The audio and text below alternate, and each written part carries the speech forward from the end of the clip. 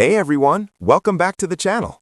In this video, how to fix the Nano Banana feature not working in the Gemini app.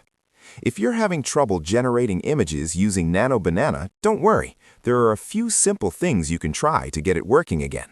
Let's get started. First, open the Google Play Store on Android or the App Store on iPhone and make sure your Gemini app is updated to the latest version. Nano Banana is a fairly new image generation model that's built directly into Gemini, so if your app is outdated, the feature may not function properly. In many cases, simply updating the app fixes the issue right away.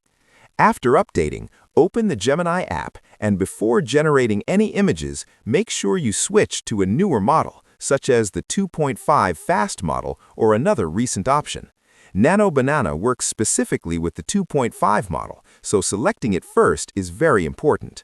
Once selected, enter a simple prompt and check whether Gemini is able to generate an image successfully. Another common reason Nano Banana may not work is due to a weak or unstable internet connection. If you're connected to Wi-Fi, try switching to mobile data, or if you're using mobile data, connect to a strong and stable Wi-Fi network instead. You can also test your internet speed using any speed test website. For Gemini and Nano Banana to work smoothly, you generally need a stable connection with around 10 to 15 Mbps download speed. Lastly, Nano Banana might stop working simply because too many users are accessing it at the same time. Since it's a new feature, high traffic can temporarily overload Google servers. In this situation, there's nothing wrong with your phone or app. The best option is to wait for a few hours and try again later.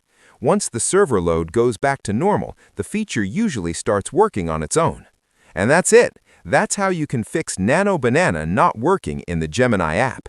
If this video helped you, make sure to like it, share it with others, and subscribe for more quick and helpful tutorials. Thanks for watching, and I'll see you in the next one.